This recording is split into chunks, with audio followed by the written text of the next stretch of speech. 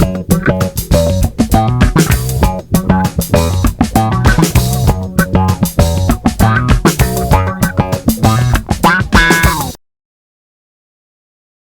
everyone. Welcome to Learning English Through History. Here we don't just study English. We live it. Every week you will hear now simple stories in English, full of useful words and phrases. Don't worry if you don't understand everything at once. Just listen, enjoy the story, and learn step by step. Our goal: to help you speak English with confidence, so grab a cup of tea, sit back, and let's start this adventure together. Subscribe now and join me on the journey of learning English through history. See you in the next video. Enjoy listening. The afternoon sun hung high above the ocean, casting a golden light over the wide stretch of sand. The waves rolled unsteadily, their rhythmic sound blending with the cries of seagulls circling lazily overhead. The salty breeze touched the skin of everyone on the beach, carrying with it the smell of sunscreen, seaweed, and grilled food from nearby cafes. The beach was alive. Children laughed loudly as they built castles out of wet sand, their small buckets and shovels clattering with each enthusiastic movement. Teenagers played volleyball, their voices echoing as the ball flew back and forth. Couples walked hand in hand along the shore, some stopping to take photos as the water washed gently over their feet. And yet, just a little further down, near the rocks where fewer people went, the world seemed different. Calmer, softer. This was where Valentina always came. She walked slowly, her dark brown hair dancing in the ocean breeze, her notebook tucked under her arm. Her feet sank into the warm sand with every step, and she smiled faintly as the water rushed over her toes, cool and refreshing. Valentina loved this place. For her, the sea was more than just water and waves. It was a friend, a companion that never judged and always listened. Whenever her thoughts were too heavy, whenever life felt too busy or overwhelming, she came here. The ocean always gave her space to breathe. As she sat down near the rocks, she opened her notebook.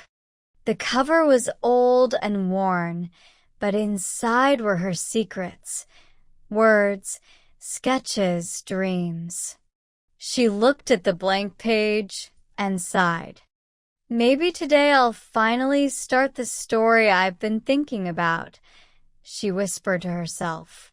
For a few minutes, she wrote quietly. The sound of waves and distant laughter became her background music.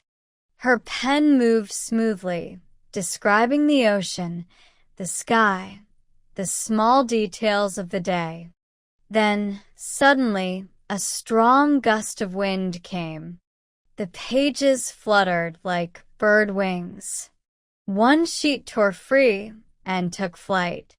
"Oh no!" Valentina cried, jumping to her feet. The page flew quickly, dancing above the sand, closer and closer to the water. Valentina ran after it, her notebook clutched tightly in her hand. Just before the page touched the waves, someone caught it. "Got it," a voice called. Valentina stopped. In front of her stood a young man with wet hair, water dripping down his shoulders.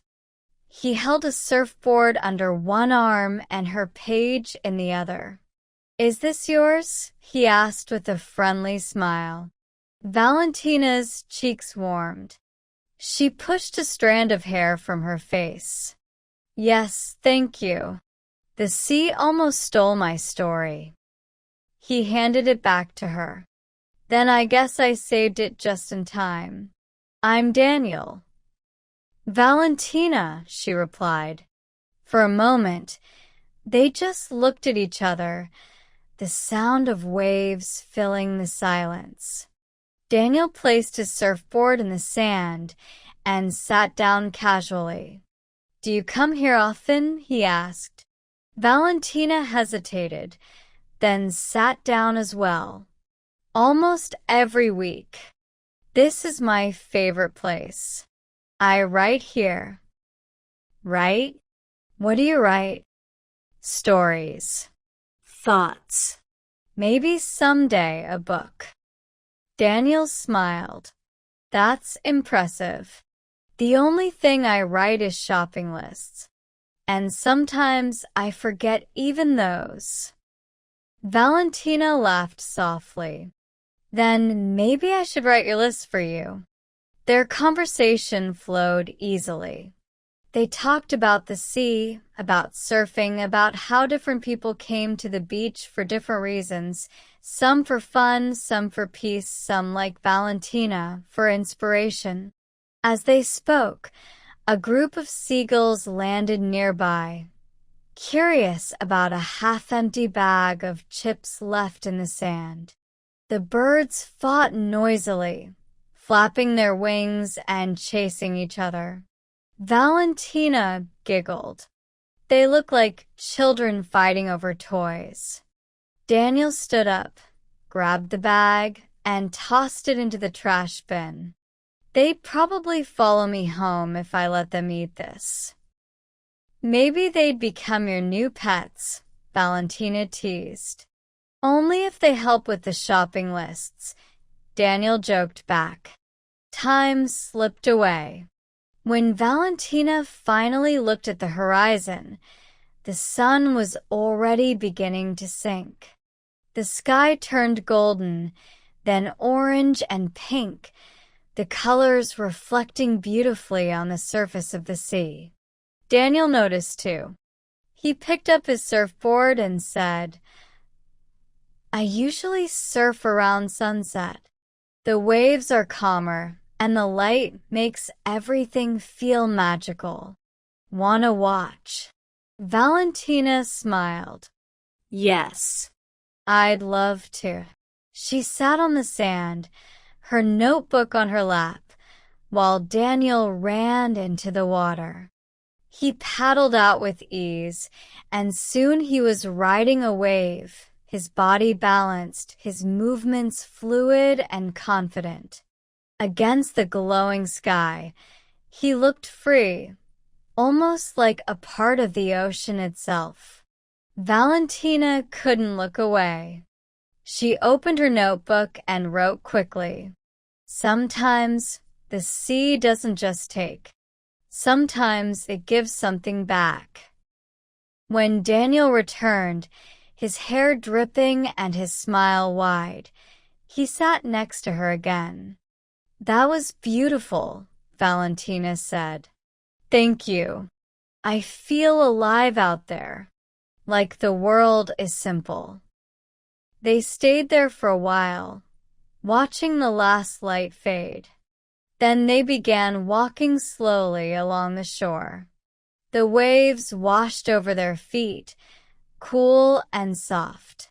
Streetlights lit the promenade behind them, and music drifted from a café where people sat with drinks, laughing and talking.